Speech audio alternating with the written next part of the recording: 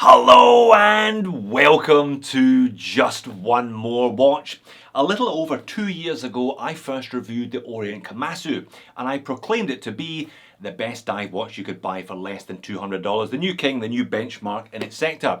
A lot of water has passed underneath the bridge since then, so I thought it was high time I did a re-review, had a look at it, see where it stood in 2022, particularly as Orient seem to have reached a point in the model cycle with the Kamasu that they are introducing, if not new colours, then at least some slight changes to the handsets, etc. and the occasional limited edition, and indeed it's one such limited edition that I've got to show you today. I didn't just buy this one, it is yet another watch kindly on loan to the channel from my good friend Ashley over in Melbourne. He bought it from Market Long Island Watches, shipped it straight to me without even wearing it. Thank you very much again, my friend. If you have a limited attention span and just want the conclusion, is the Kamasu the best dive watch at $200 in 2022? My answer is yes, no, and maybe. If you want the full explanation, let's flip the camera and find out why. Alright, while I get into the box, there's some good news and there's some bad news. What would you like first?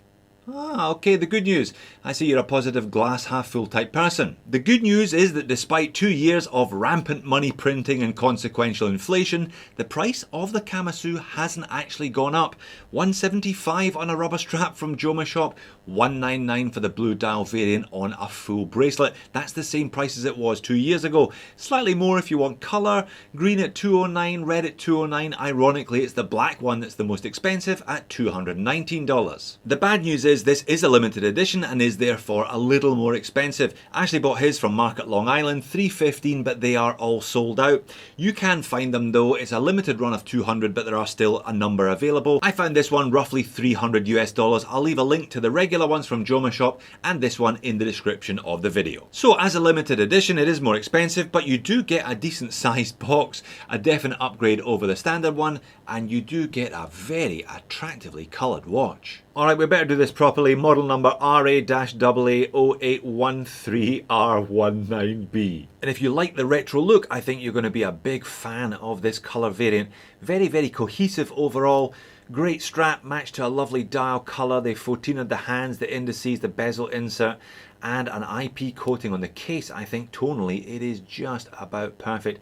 Really very nicely done. It is still a Kamasu at its heart though, so all specs and dimensions are the same as the regular model. Those being, I measure it at 41.8mm in diameter, so just a smidge under 42 therefore, 12.8mm thick with a 46 lug to lug. So it's a decent size watch in terms of diameter, but a nice compact lug to lug. They've gone for 22mm lug width. I will circle back to that later. I think this one, because it's slightly smaller, it wears slightly smaller, they could have gone for 20, but they've stuck with the 22 of the original Kamasu.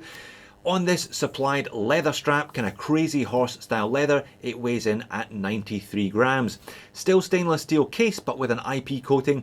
They call it rose gold coating. I wouldn't call it rose gold, it's kind of somewhere between gunmetal, anthracite. There is a golden hue to it, but it's very discreet actually. Overall, I think it looks great. That's it up close. There's definitely a kind of golden hue, there's a warmth to it, but it's not as vibrantly gold. It doesn't look as obvious as some of the other gold tone coated watches that I have reviewed on the channel in the past. Nice case finish. We have a high polish edge running from the tip of the lug to the tip of those crown guards. It's a slightly undersized, I will circle back to that, signed crown though. Very smooth fine brushing on the side of the case and very smooth brushing to those upper lug surface. I think the most notable single specification of the Kamasu was and still is the sapphire crystal. After decades of SKX and Makos and Rays and Samurais and Turtles, all with various mineral crystals, it is fantastic to see a big Japanese brand putting a decent piece of sapphire crystal on a watch for less than $200. Not sure if there's any anti-reflective undercoating on there, doesn't look like it, but hey, you don't get everything for your money. Bezel action is also fantastic, 120 click, unidirectional, rotating dive time. Sounds very good, very satisfying, and everything lines up nicely. The calf leather strap is also very nice. This one is box fresh as discussed. I'll leave Ashley to break it in properly. Now, I'm not making the claim, and neither are Orient, but it should offer a little bit of water resistance, certainly splash resistance with those sealed ends. Vintage cross stitching really suits it, and it's the same golden gunmetal finish on the buckle and tang etched with the Orient logo. Screw on stainless steel case back, screw down crown, 200 meters of water resistance, and as also noted, 1970 out of 2000 limited run of these, all individually numbered, but it is just printed on, so if you do wear this one regularly or roughly, it will wear off. Almost a birth year watch for Ashley, maybe by candlelight or on a good day. You look like you're born in 1970, mate. Sorry about that. And by the power of video editing, this is the movement behind that case back.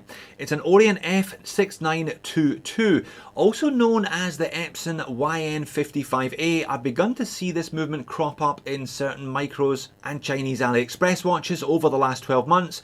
22 joule hacking and hand winding, stated tolerances of -15 to +25 seconds per day, roughly 40-hour power reserve. Very similar terms of specs then to a Seiko NH series, slightly grittier hand wind, slightly noisier on wrist than the Seiko. That's the only differences that I have noticed. Yeah, and that's not too bad, certainly within those tolerances that Orient claim for this one, lying flat on its back in the default position. Beat error is slightly higher than I would have hoped for a box fresh watch, but amplitude is healthy and less than 10 seconds a day. You can't really complain for a budget automatic. And I don't think you can complain too much about the looks of this one either for the price that they're charging. I have certainly got used to the Orient Kamasu over the last couple of years.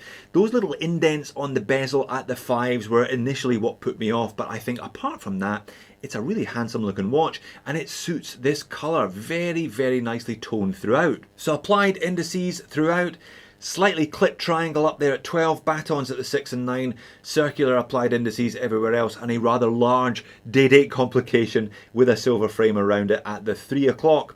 Orient logo is embossed, Orient brand name printed underneath in white along with automatic. Beneath the pinion, water resistant 20 bar, now not ISO rated but still has 200 meters. And there is a printed minute track around the outer edge beyond those indices with prominent rectangles at the 5s. It's a carryover handset from the regular Kamasu models, sword hands, flat, high polish with that noticeable little indent on the hour hand. That's how you know you're buying a Kamasu rather than a Mako or a Ray. Sometimes they are mislabeled. And it's a lovely, rich, deep burgundy fume dial. There's a slight granular texture when you look at it under macro or very up close in the naked eye. That means there is a slight sunburst effect when you take it outside. I think the dial colour chosen really suits the 14-ed indices and hands, and also that aluminium bezel insert. The numerals on the insert are arguably the most rose gold of all of the colours that they've used with this one. That's it on wrist. I've got a 7-inch wrist for your reference. It wears very, very nicely on me, quite neatly for a watch that's got a diameter of nearly 42 millimeters.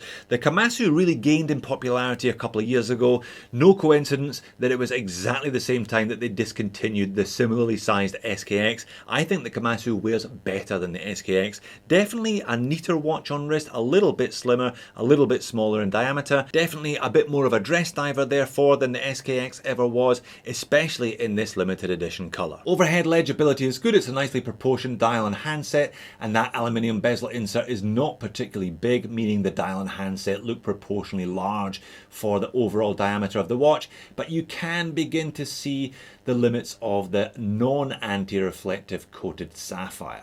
Same outside natural light. It is not sunny here in Sydney today. It has been raining at a biblical rate for about 10 days now, with another 10 days to go. I'm expecting to see arcs floating past any minute now, but at least you get an idea here of how that sunburst effect plays out in natural light. And that's it on wrist. It is a good strap actually. I think it is going to wear well long term, and that kind of slightly cracked patterning to the leather will only get better and better if Ashley does wear this one as a daily. And that's the pocket shot to finish the lengths I go to for all of you lot. Not only do I colour match with the watch, but I'm prepared to get dripped on just so you see what it looks like from this angle. But my original review of the Kamasu 2 years ago was not a moan and niggle free experience, and therefore my updated re-review of this limited edition is also not going to be a moan and niggle free experience. Because it doesn't come on a bracelet, I'm not going to be complaining about the hollow end links and the cheap press clasp, but 22mm, oh I would have loved to have seen 20.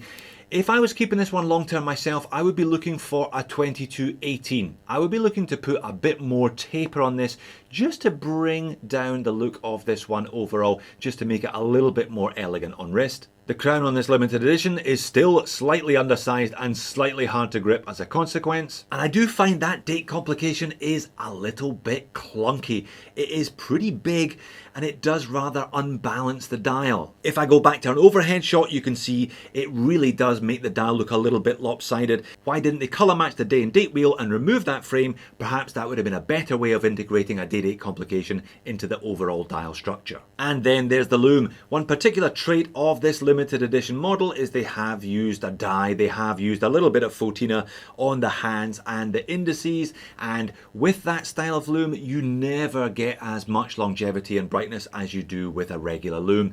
As you can see here, when I turn the speed up on this one, by the time we get to the end of the 20-minute test period, yeah, it's a little bit disappointing. If Lume's a thing for you, if Lume's important, maybe you should stick with the regular models anyway. So is the Orient Kamasu still the number one in 2022?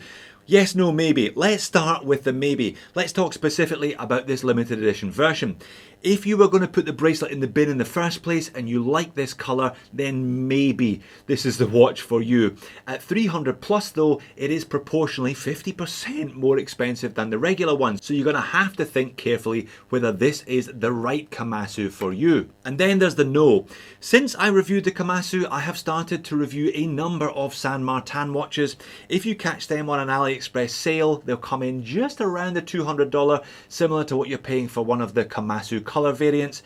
These are materially a lot better. Case better made, better bracelets, better looms, ceramic inserts, etc, etc. So materially, these are now the best dive watches you can get for around $200. But I'm going to finish with the yes, and it is a resounding yes. I hope I haven't wrapped us all up in too many knots getting here. The San Martins may be materially better than the Kamasu, but they lack originality and they lack brand. The Orient Kamasu has both of those things in spades. It is such a good watch overall, really very strong. I've got a few moans and niggles as discussed, but there's nothing there that will materially affect your enjoyment of your chosen Kamasu. The Kamasu in 2022 gets 2 thumbs up from me. So there you have it. Does the Orient Kamasu still cut the mustard in 2022? Absolutely it does. 2 thumbs up. Highly recommended. Why don't you watch my original review from early 2020, or why don't you check out the San Martin 004, the other watch that I referenced, materially better if you don't want a big brand. Thanks for watching. I'll see you soon.